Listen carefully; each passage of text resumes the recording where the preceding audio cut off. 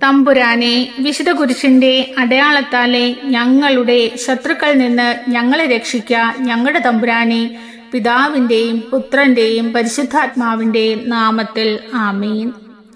ആദ്യം മുതൽ ഉണ്ടായിരുന്നതും ഞങ്ങൾ കേട്ടതും സ്വന്തം കണ്ണുകൊണ്ട് കണ്ടതും സൂക്ഷിച്ച് വീക്ഷിച്ചതും കൈകൊണ്ട് സ്പർശിച്ചതുമായ ജീവന്റെ വചനത്തെപ്പറ്റി ഞങ്ങൾ അറിയിക്കുന്നു.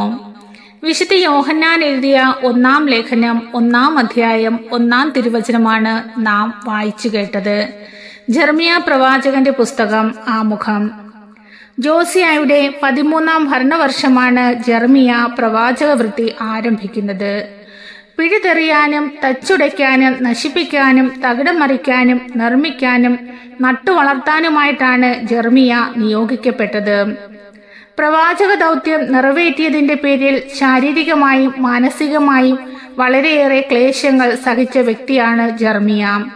സ്വന്തം ജനത്തിന്റെ മേൽ പ്രസ്താവിക്കേണ്ടി വന്ന വിധിവാചകം ജനസ്നേഹിയായ പ്രവാചകന് വേദനാജനകമായിരുന്നുവെങ്കിലും ഉള്ളിൽ തീ പോലെ ജ്വലിച്ചിരുന്ന ദൈവവചനത്തിന്റെ പ്രചോദനത്തിന് വഴങ്ങേണ്ടി വന്നു. വിഗ്രഹാരാധനയും സാമൂഹിക നീതികളും വഴി കർത്താവിനെ തുടരെ പ്രകോപിപ്പിക്കുന്ന ജനത്തിന് വരാൻ പോകുന്ന ശിക്ഷ ഭയാനകമായിരിക്കും. രാജാവും പുരോഹിതനും പ്രവാചകനും ജനവും ഒന്നുപോലെ കുറ്റക്കാരായി തീർന്നിരിക്കുന്നു. ജോസിയായുടെ മതനവീകരണങ്ങൾക്ക് സർവ്വ പിന്തുണയും നൽകിയിരുന്ന ജെറമ്യാ അവയൊന്നും വരാനിരിക്കുന്ന ശിക്ഷയെ അകറ്റാൻ പര്യാപ്തമല്ല എന്ന് കണ്ട് കർത്താവ് തന്റെ ആലയത്തെയും അവകാശമായ ഇസ്രായേലിനെയും പരിത്യജിച്ചിരിക്കുന്നു. ഉടമ്പടി ലംഘിച്ച ഇസ്രായേലിന് പ്രതീക്ഷയ്ക്ക് അവകാശമില്ല. ദേവാലയവും നഗരവും കത്തിച്ചാമ്പലാകും. ജെറുസലേം പരിത്യക്തമായിരിക്കുന്നു എന്ന് പ്രവചിച്ചെങ്കിലും ദൈവം തന്റെ ജനത്തെയും നഗരത്തെയും പൂർണ്ണമായി കൈവെടിയുകയില്ല എന്ന് ജെറമ്യായ്ക്ക് ഉറപ്പുണ്ടായിരുന്നു. ദൈവം പ്രവാസികളെ തിരിച്ചു കൊണ്ടുവരുമെന്നും അവർ അവിടുത്തെ ജനവും അവിടുന്ന് അവരുടെ ദൈവവുമായി പൂർവാധികം സുദൃഢവും അലംഘനീയവുമായ ഉടമ്പടിയാൽ ബന്ധിക്കപ്പെടുമെന്നും പ്രവാചകൻ വാഗ്ദാനം ചെയ്തു. പുതിയൊരു പുറപ്പാടിന്റെ അനുഭവമായിരിക്കും അത്.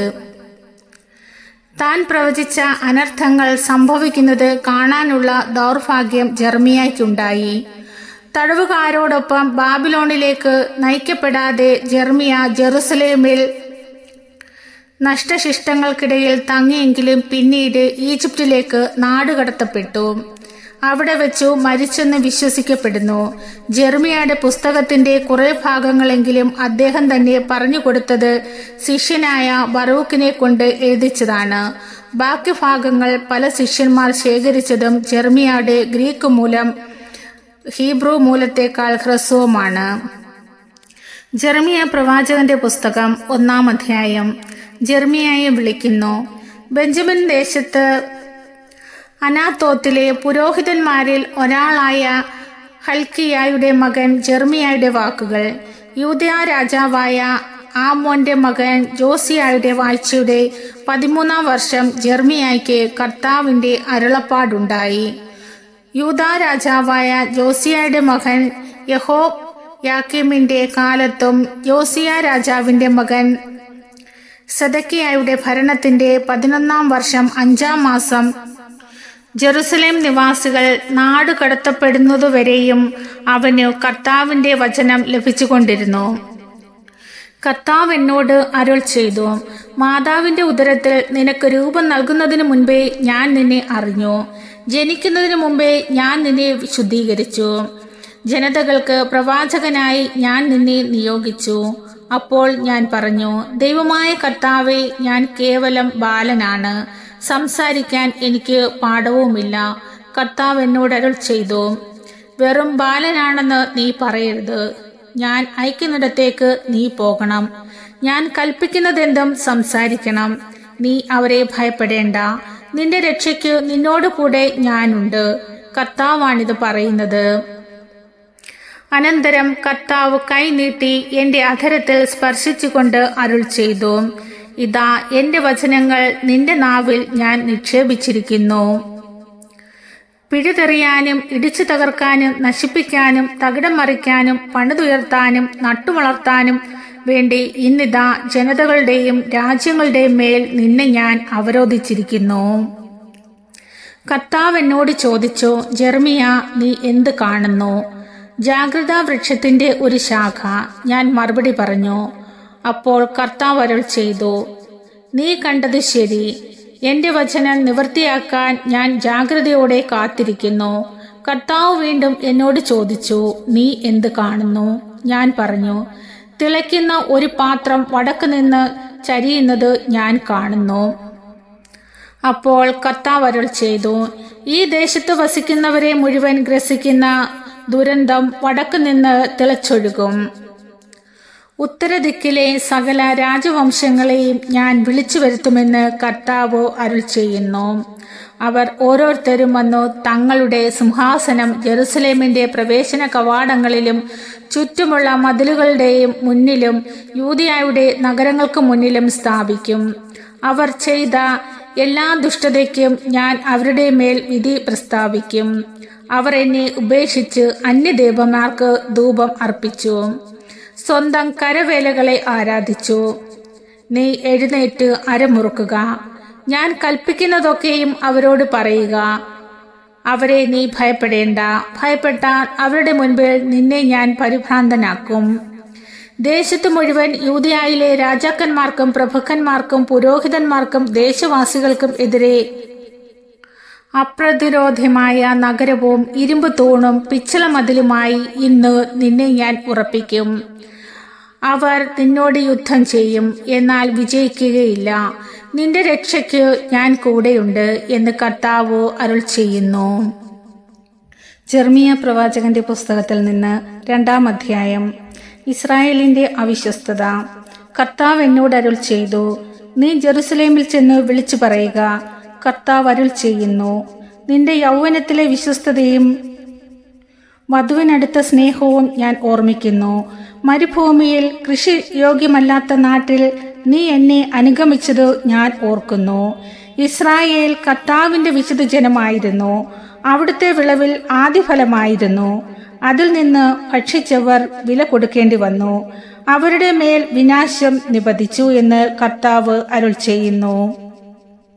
യാക്കോബിന്റെ ഭവനമേ, ഇസ്രായേൽ കുടുംബത്തിലെ സകല ഭവനങ്ങളുമേ, കർത്താവിന്റെ വചനം കേൾക്കുവിൻ. കർത്താവ് അരുൾ ചെയ്യുന്നു, നിങ്ങളുടെ പിതാക്കന്മാർ എന്നിൽ എന്തു കുറ്റം കണ്ടിട്ടാണ് എന്നിൽ നിന്ന് അകന്നുപോയത്? മ്ലേച്ഛമായവയെ അനുധാവനം ചെയ്തത് അവരും മ്ലേച്ഛന്മാരായി തീർന്നു. ഈജിപ്തിൽ നിന്ന് മോചിപ്പിച്ച് വിജനഭൂമിയിലൂടെ മരുപ്രദേശങ്ങളും ഗർത്തങ്ങളും നിറഞ്ഞ വരൾച്ച ബാധിച്ച മരണത്തിന്റെ നിഴൽ വീണ നാട്ടിലൂടെ ഞങ്ങളെ നയിച്ച കർത്താവ് എവിടെയെന്ന് അവർ ചോദിച്ചില്ല. ഞാൻ നിങ്ങളെ സമൃദ്ധി നിറഞ്ഞ ഒരു ദേശത്തേക്ക് കൊണ്ടുവന്നു. അവിടെ ഫലങ്ങളും വിഭവങ്ങളും നിങ്ങൾ ആസ്വദിക്കാനായിരുന്നു അത്. എന്നാൽ അവിടെ എത്തിയതിനു ശേഷം എന്റെ ദേശം നിങ്ങൾ ദുഷിപ്പിച്ചു, എന്റെ അവകാശം മ്ലേച്ഛമാക്കി. കർത്താവ് എവിടെയെന്ന് പുരോഹിതന്മാർ ചോദിച്ചില്ല. നീതിപാലകർ എന്നെ അറിഞ്ഞില്ല. ഭരണകർത്താക്കൾ എന്നെ ധിക്കരിച്ചു. പ്രവാചകന്മാർ ബാലിന്റെ നാമത്തിൽ പ്രവചിച്ചു, വ്യർത്ഥമായവയെ പിൻചെല്ലുകയും ചെയ്തു. അതുകൊണ്ട് ഞാൻ നിങ്ങളെ കുറ്റം വിധിക്കും. നിങ്ങളുടെ മക്കളുടെ മേലും ഞാൻ കുറ്റം വിധിക്കും. കർത്താവ് അരുൾ ചെയ്യുന്നു. നിങ്ങൾ കടന്നു കിത്തീം ദ്വീപുകളിൽ പോയി നോക്കൂ. ആളയച്ചു കേദാർ ദേശത്ത് അന്വേഷിക്കൂ. ഇതുപോലെ എന്തെങ്കിലും സംഭവിച്ചിട്ടുണ്ടോ എന്ന് സൂക്ഷ്മമായി പരിശോധിക്കൂ. എന്തെങ്കിലും ജനത തങ്ങളുടെ ദേവന്മാരെ മാറിയിട്ടുണ്ടോ? അവ വ്യാജദേവന്മാരായിരുന്നെങ്കിൽ തന്നെ. എന്നാൽ എന്റെ ജനം വ്യർത്ഥതയ്ക്ക് വേണ്ടി തങ്ങളുടെ മഹത്വം കൈവെടിഞ്ഞിരിക്കുന്നു. ആകാശങ്ങളെ ഭയന്ന് നടുങ്ങുവിൻ, സംഭ്രമിക്കുവിൻ, ഞെട്ടിവിറയ്ക്കുവിൻ. കർത്താവ് അരുൾ ചെയ്യുന്നു. എന്തെന്നാൽ എന്റെ ജനം 2 തന്മകൾ പ്രവർത്തിച്ചു. ജീവജലത്തിന്റെ ഉറവയായ എന്നെ അവർ ഉപേക്ഷിച്ചു. ജലം സൂക്ഷിക്കാൻ കഴിവില്ലാത്ത പൊട്ടക്കിണറുകൾ കുഴിക്കുകയും ചെയ്തു. ഇസ്രായേൽ അടിമയാണോ? അടിമയായി ജനിച്ചവനാണോ? അല്ലെങ്കിൽ പിന്നെ എന്തിനാണ് അവൻ ആക്രമണത്തിനിരയാകുന്നത്. സിംഹങ്ങൾ അവന്റെ നേരെ ഗർജിച്ചു, അത്യുച്ചത്തിൽ അലറി. അവന്റെ നാട് അവ മരുഭൂമിയാക്കി, അവന്റെ നഗരങ്ങൾ നശിപ്പിച്ചു വിജനമാക്കി. മാത്രമല്ല, മെംഫീസിലെയും തഹ്ഫാനീസിലെയും ആളുകൾ നിന്റെ ശിരസിലെ കിരീടം തകർത്തു. യാത്രയിൽ നിന്നെ നയിച്ച ദൈവമായ കർത്താവിനെ ഉപേക്ഷിക്കുക വഴി നീ ഇവയെല്ലാം സ്വയം വരുത്തിവെച്ചതല്ലേ? നൈൽ നദിയിലെ വെള്ളം കുടിക്കാൻ ഈജിപ്തിൽ പോകുന്നത് കൊണ്ട് നിനക്ക് എന്തു ഗുണമുണ്ടാകും? യൂഫ്രട്ടീസിലെ വെള്ളം കുടിക്കാൻ അസീറിയയിൽ പോകുന്നത് കൊണ്ട് നിനക്ക് എന്തു ഗുണമുണ്ടാകും? നിന്റെ തന്നെ ദുഷ്ടതയായിരിക്കും നിന്നെ ശിക്ഷിക്കുക, നിന്റെ അവിശ്വസ്തതയായിരിക്കും നിന്നെ കുറ്റം വിധിക്കുക. നിന്റെ കർത്താവായ ദൈവത്തെ ഉപേക്ഷിക്കുന്നത് എത്ര ദോഷകരവും കയ്പ് നിറഞ്ഞതുമാണെന്ന് നീ അനുഭവിച്ചറിയും. എന്നെക്കുറിച്ചുള്ള ഭയം നിന്നിലില്ലെന്നോ സൈന്യങ്ങളുടെ കർത്താവായ ദൈവം അരുൾ ചെയ്യുന്നു. വളരെ മുൻപേ നീ നിന്റെ മുഖം ഒടിച്ചു, നിന്റെ കെട്ടുകൾ പൊട്ടിച്ചു. ഞാൻ അടിമവേല ചെയ്യുകയില്ല എന്ന് നീ പറഞ്ഞു. എല്ലാ ഉയർന്ന കുന്നുകളുടെ മുകളിലും സകല പച്ചമരങ്ങളുടെ ചുവട്ടിലും നീ വേശ്യയെപ്പോലെ വഴങ്ങി. തിരഞ്ഞെടുക്കപ്പെട്ട വിശിഷ്ട മുന്തിരിച്ചെടിയായിട്ടാണ് ഞാൻ നിന്നെ നട്ടത്. പിന്നെ എങ്ങനെ നീ ദുഷിച്ചു കാട്ടുമുന്തിരിയായി തീർന്നു? എത്രയെത്ര താളിയും കാരവും തേച്ച് കുളിച്ചാലും നിന്റെ പാപക്കറ നിന്റെ മുൻപിൽ ഉണ്ടായിരിക്കും എന്ന് ദൈവമായ കർത്താവ് അരുൾ ചെയ്യുന്നു. ഞാൻ മലിനയല്ല, ബാലിന്റെ പുറകെ പോയിട്ടില്ല എന്ന് പറയാൻ നിനക്ക് എങ്ങനെ സാധിക്കും? താഴ്വരയിൽ പതിഞ്ഞ നിന്റെ കാൽപ്പാടുകൾ കാണുക, ചെയ്ത കുറ്റം സമ്മതിക്കുക. ഉന്മത്തിയായി പാഞ്ഞു നടന്ന പെണ്ണൊട്ടകമായിരുന്നു നീ. മരുഭൂമിയിൽ പരിചയിച്ച കാട്ടുകഴുത മദം പൂണ്ടു മത്തുപിടിച്ച് അവൾ ഓടുകയായിരുന്നു. അവളുടെ വിഷയാസക്തി ആർക്ക് നിയന്ത്രിക്കാനാവും?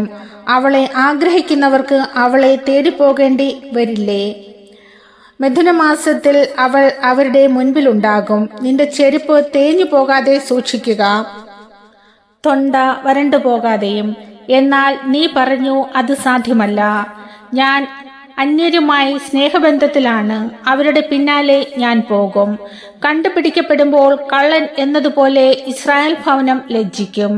അവരും അവരുടെ രാജാക്കന്മാരും പ്രഭുക്കന്മാരും പുരോഹിതന്മാരും പ്രവാചകന്മാരും ലജ്ജിക്കും. നീ എൻ്റെ പിതാവാണ് എന്ന് മരകഷ്ണത്തോടും നീ എൻ്റെ മാതാവാണ് എന്ന് കല്ലിനോടും അവർ പറയുന്നു. അവർ മുഖമല്ല പൃഷ്ഠമാണ് എൻ്റെ നേരെ തിരിച്ചിരിക്കുന്നത്. എന്നാൽ അർത്ഥം വരുമ്പോൾ അവർ വന്ന് എന്നോട്, ഞങ്ങളെ രക്ഷിക്കണമേ എന്ന് പറയും. യൂദ, നീ നിനക്കായി നിർമ്മിച്ച ദേവന്മാരെവിടെ? നിന്റെ കഷ്ടകാലത്ത് നിന്നെ രക്ഷിക്കാൻ കഴിവുണ്ടെങ്കിൽ അവർ എഴുന്നേറ്റ് വരട്ടെ.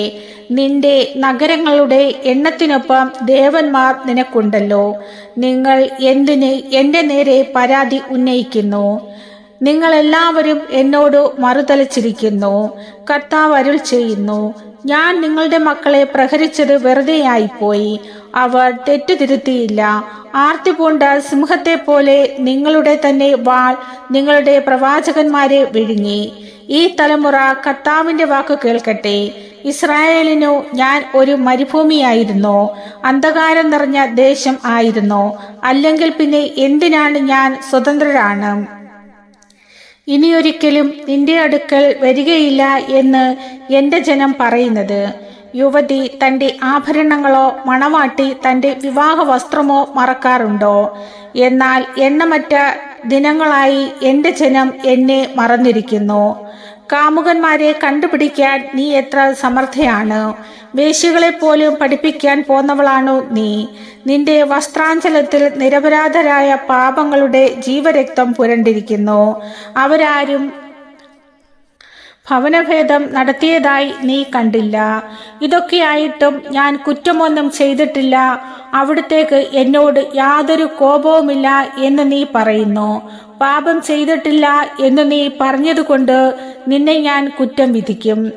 ഞാൻ എത്ര ലാഘവത്തോടെ നീ വഴിമാറി നടക്കുന്നു. അസീറിയായി പോലെ ഈജിപ്തും നിന്നെ അപമാനിക്കും. അവിടെ നിന്നും തലയിൽ കൈവച്ചുകൊണ്ട് നീ മടങ്ങി വരും. നീ വിശ്വാസം അർപ്പിക്കുന്നവരെ കർത്താവ് നിന്നെ നിരാകരിച്ചിരിക്കുന്നു. അവരിൽ നിന്ന് യാതൊരു നന്മയും നിനക്ക് കൈവരികയില്ല. ജെറമ്യാ പ്രവാചകന്റെ പുസ്തകം 3-ാം അധ്യായം. കർത്താവ് അരുൾ ചെയ്യുന്നു, ഒരുവൻ തന്റെ ഭാര്യയെ ഉപേക്ഷിക്കുകയും അവൾ അവനെ വിട്ട് മറ്റൊരുവന്റെ ഭാര്യയാകുകയും ചെയ്തതിനു ശേഷം ആദ്യ ഭർത്താവ് അവളെ തേടിപ്പോകുമോ? ആ ഭൂമി പൂർണ്ണമായും ദുഷിച്ചു പോയില്ലേ? അനേകം കാമുകന്മാരുമായി വേശ്യാവൃത്തിയിൽ ഏർപ്പെട്ട നീ ഇനിയും എൻ്റെ അടുക്കലേക്ക് തിരിച്ചു വരുന്നുവോ? കണ്ണുകളുയർത്തി കുന്നുകളിലേക്ക് നോക്കുക. ഒരു സ്ഥലമെങ്കിലും ഉണ്ടോ നീ ശരിയാക്കാത്തതായി? മരുഭൂമിയിൽ അറബിയെപ്പോലെ നീ വഴിയരികെ ജാരന്മാരെ കാത്തിരുന്നു. നികൃഷ്ടമായ വേശ്യാവൃത്തിയാൽ നീ നാട് ദുഷിപ്പിച്ചു. തന്നിമിത്തം മഴ പെയ്യാതെയായി, വസന്തകാല വൃഷ്ടി ഉണ്ടായതുമില്ല. എന്നിട്ടും നിന്റെ കടക്കണ്ണുകൾ വേശ്യയുടേതു തന്നെ. ലജ്ജ എന്തെന്ന് നിനക്കറിയില്ല. നീ ഇപ്പോൾ എന്നോട് പറയുന്നു, എൻ്റെ പിതാവേ, അങ്ങ് എൻ്റെ യൗവനത്തിലെ കൂട്ടുകാരനാണ്. അവിടുന്ന് എന്നോട് എന്നും കോപിഷ്ഠനായിരിക്കുമോ? അവിടുത്തെ കോപത്തിന് അവസാനമുണ്ടാകുകയില്ലേ? ഇങ്ങനെയെല്ലാം നീ പറയുന്നുണ്ടെങ്കിലും ആവുന്നത്ര തിന്മ നീ ചെയ്തു കൂട്ടുന്നു. അനുതാപത്തിന് ആഹ്വാനം. ജോസിയ രാജാവിന്റെ കാലത്ത് കർത്താവ് എന്നോട് അരുൾ ചെയ്തു, അവൾ അവിശ്വസ്തയായ ഇസ്രായേൽ ചെയ്തത് എന്താണെന്ന് നീ കണ്ടോ? എല്ലാ ഉയർന്ന കുന്നുകളുടെ മുകളിലും സകല പച്ചമരങ്ങളുടെ ചുവട്ടിലും അവൾ വേശ്യാവൃത്തിയിൽ ഏർപ്പെട്ടു. ഇതെല്ലാം ചെയ്ത ശേഷവും അവൾ എൻ്റെ അടുക്കൽ തിരിച്ചു വരുമെന്ന് ഞാൻ വിചാരിച്ചു. എന്നാൽ അവൾ വന്നില്ല. അവളുടെ വഞ്ചകിയായ സഹോദരി യൂദ അത് കണ്ടു. അവിശ്വസ്തതയായ ഇസ്രായേലിന്റെ വ്യഭിചാര ജീവിതം മൂലം ഞാൻ അവൾക്ക് മോചനപത്രം നൽകി പറഞ്ഞയക്കുന്നതായും യൂദ കണ്ടതാണ്. എന്നിട്ടും കാപട്യം നിറഞ്ഞ ആ സഹോദരി യൂദ ഭയന്നില്ല. അവള് വേശ്യാവൃത്തിയിൽ ഏർപ്പെട്ടു. അവൾ നിർജ്ജലം വേശ്യാവൃത്തിയിൽ ഏർപ്പെട്ടു. കല്ലിനും മരത്തിനും ആരാധന അർപ്പിച്ചു. അവൾ വ്യഭിചരിച്ചു. അങ്ങനെ നാട് ദുഷിപ്പിച്ചു. ഇവയ്ക്കെല്ലാം ശേഷം വഞ്ചകിയായ ആ സഹോദരി എൻ്റെ അടുക്കൽ തിരിച്ചു വന്നു പൂർണ്ണ ഹൃദയത്തോടെയല്ല കപടനാട്യത്താലാണ്. കർത്താവ് അരുൾ ചെയ്യുന്നു. കർത്താവ് എന്നോട് അരുൾ ചെയ്തു, അവിശ്വസ്തയായ ഇസ്രായേൽ വഞ്ചകിയായ യൂദയോളം കുറ്റക്കാരിയല്ല. നീ ഇക്കാര്യങ്ങൾ വടക്ക് ദിക്കിനോട് പ്രഖ്യാപിക്കുക. കർത്താവ് അരുൾ ചെയ്യുന്നു, അവിശ്വസ്തയായ ഇസ്രായേലെ തിരിച്ചു വരിക. ഞാൻ നിന്നോട് കോപിക്കുകയില്ല. ഞാൻ കാരുണ്യവാനാണ്. ഞാൻ എന്നേക്കും കോപിക്കുകയില്ല. കർത്താവ് അരുൾ ചെയ്യുന്നു. നിന്റെ ദൈവമായ കർത്താവിനോട് നീ മറുതലച്ചു. പച്ചമരങ്ങളുടെ കീഴിൽ അന്യദേവന്മാർക്കു നിന്നെ തന്നെ കാഴ്ചവെച്ചു. നീ എന്നെ അനുസരിച്ചില്ല. ഈ കുറ്റങ്ങൾ നീ ഏറ്റുപറഞ്ഞാൽ മതി. കർത്താവ് അരുൾ ചെയ്യുന്നു. അവിശ്വസ്തയായ മകളെ, തിരിച്ചു വരുവിൻ. ഞാൻ മാത്രമാണ് നിങ്ങളുടെ നാഥൻ. ഒരു നഗരത്തിൽ നിന്ന് ഒരു നായകനെയും ഒരു കുടുംബത്തിൽ നിന്ന് 2 പേരെയും തിരഞ്ഞെടുത്ത് ഞാൻ നിങ്ങളെ സിയോനിലേക്ക് കൊണ്ടുവരും. കർത്താവ് അരുൾ ചെയ്യുന്നു. എനിക്ക് ഇഷ്ടപ്പെട്ട ഇടയന്മാരെ ഞാൻ നിങ്ങൾക്ക് തരും. അവർ ജ്ഞാനത്തോടും വിവേകത്തോടും കൂടെ നിങ്ങളെ പാലിക്കും. കർത്താവ് അരുൾ ചെയ്യുന്നു. നിങ്ങൾ പെരുകി നാട് നിറഞ്ഞു കഴിയുമ്പോൾ കർത്താവിൻ്റെ സാക്ഷ്യപേടകത്തെ പറ്റി ആരും ഒന്നും പറയുകയില്ല. അവർ അതിനെപ്പറ്റി ചിന്തിക്കുകയോ അത് ആവശ്യമെന്ന് കരുതുകയോ ഇല്ല. മറ്റൊന്ന് നിർമ്മിക്കുകയുമില്ല. കർത്താവിന്റെ സിംഹാസനമെന്ന് അന്ന് ജെറുസലേം വിളിക്കപ്പെടും. സകല ജനതകളും അവിടെ കർത്താവിന്റെ നാമത്തിൽ സമ്മേളിക്കും. ഇനി ഒരിക്കലും അവർ തങ്ങളുടെ ദുഷ്ടഹൃദയത്തിന്റെ ഇംഗിതങ്ങൾക്ക് വഴിപ്പെടുകയില്ല. ആ ദിവസങ്ങളിൽ യൂദാ കുടുംബം ഇസ്രായേൽ കുടുംബത്തോട് ചേരും. അവർ ഒരുമിച്ചു വടക്ക് നിന്നും പുറപ്പെട്ട് നിങ്ങളുടെ പിതാക്കന്മാർക്ക് അവകാശമായി ഞാൻ കൊടുത്ത ദേശത്ത് വരും. എൻ്റെ മക്കളുടെ കൂടെ നിന്നെ പാർപ്പിക്കാനും സകല ജനതകളുടെയിൽ വെച്ച് ഏറ്റവും ഛേദോഹരമായ അവകാശം നിനക്ക് നൽകാനും ഞാൻ എത്രയോ ആഗ്രഹിച്ചു. എൻ്റെ പിതാവേ എന്നു നീ എന്നെ വിളിക്കുമെന്നും എൻ്റെ മാർഗം നീ ഉപേക്ഷിക്കുകയില്ലെന്നും ഞാൻ പ്രതീക്ഷിച്ചു. കർത്താവ് അരുൾ ചെയ്യുന്നു. ഇസ്രായേൽ ഭവനമേ, അവിശ്വസ്തയായ ഭാര്യ ഭർത്താവിനെ ഉപേക്ഷിക്കുന്നത് പോലെ നീയും വിശ്വാസവഞ്ചന ചെയ്തിരിക്കുന്നു. ശൂന്യമായ കുന്നുകളിൽ നിന്ന് ഒരു സ്വരം ഉയർന്നു, ഇസ്രായേൽ മക്കളുടെ വിലാപത്തിന്റെയും യാചനയുടെയും സ്വരം. അവർ അബദ്ധസഞ്ചാരം ചെയ്ത് തങ്ങളുടെ ദൈവമായ കർത്താവിനെ വിസ്മരിച്ചു. അവിശ്വസ്തരായ മക്കളെ തിരിച്ചു വരുവിൻ, ഞാൻ നിങ്ങളുടെ അവിശ്വസ്തത പരിഹരിക്കാം. ഇതാ ഞങ്ങൾ അങ്ങയുടെ അടുത്തേക്ക് വരുന്നു. അവിടുന്നാണ് ഞങ്ങളുടെ ദൈവമായ കർത്താവ്. കുന്നുകളും അവിടെ നടന്ന മധുരോത്സവവും വ്യാമോഹമായിരുന്നു. ഇസ്രായേലിന്റെ രക്ഷ ഞങ്ങളുടെ ദൈവമായ കർത്താവിൽ മാത്രം. ഞങ്ങളുടെ പിതാക്കന്മാർ അധ്വാനിച്ചു നേടിയ സർവ്വവും, ആടുമാടുകളും സ്ത്രീ പുരുഷന്മാരുമെല്ലാം ഞങ്ങളുടെ യൗവനത്തിൽ തന്നെ ലജ്ജാകരമായ വിഗ്രഹാരാധനയ്ക്ക് ഇരയായി തീർന്നു. ലജ്ജാവിവശയായി ഞങ്ങൾ സാഷ്ടാംഗം പ്രണമിക്കട്ടെ.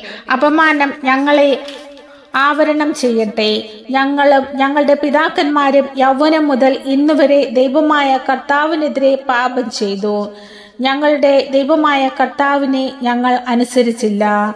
നമ്മുടെ കർത്താവായ മിശിഹായ്ക്ക് സ്തുതി. സ്വർഗസ്നായ ഞങ്ങളുടെ പിതാവേ, അങ്ങയുടെ നാമം പൂജിതമാകണമേ. അങ്ങയുടെ രാജ്യം വരണമേ. അങ്ങയുടെ തിരുമനസ് സ്വർഗത്തിലെ പോലെ ഭൂമിയിലുമാകണമേ. അന്നു വേണ്ടുന്ന ആഹാരം ഇന്ന് ഞങ്ങൾക്ക് തരണമേ. ഞങ്ങളുടെ തെറ്റുകൾ ഞങ്ങളോട് ക്ഷമിക്കുന്ന പോലെ ഞങ്ങളുടെ തെറ്റുകൾ ഞങ്ങളോട് ക്ഷമിക്കണമേ. ഞങ്ങളെ പ്രലോഭനങ്ങളിൽ ഉൾപ്പെടുത്തരുതേ, തിന്മയിൽ നിന്നും ഞങ്ങളെ രക്ഷിക്കണമേ. നന്മ നിറഞ്ഞ മറിയമേ സുസ്തി, കർത്താവ് അങ്ങയുടെ കൂടെ, സ്ത്രീകളിൽ അങ്ങ് അനുഗ്രഹിക്കപ്പെട്ടവളാകുന്നു. അങ്ങയുടെ ഉദരത്തിൻ ഫലമായ ഈശോ അനുഗ്രഹിക്കപ്പെട്ടവനാകുന്നു. പരിശുദ്ധ മറിയമേ, തമ്പുരാന്റെ അമ്മേ, പാപികളായ ഞങ്ങൾക്ക് വേണ്ടി ഇപ്പോഴും ഞങ്ങളുടെ മരണസമയത്തും തമ്പുരാനോട് അപേക്ഷിക്കണമേ. പിതാവിനും പുത്രനും പരിശുദ്ധാത്മാവിനും സ്തുതി, ആദിലെ പോലെ ഇപ്പോഴും എപ്പോഴും എന്നേക്കും. ആമേൻ.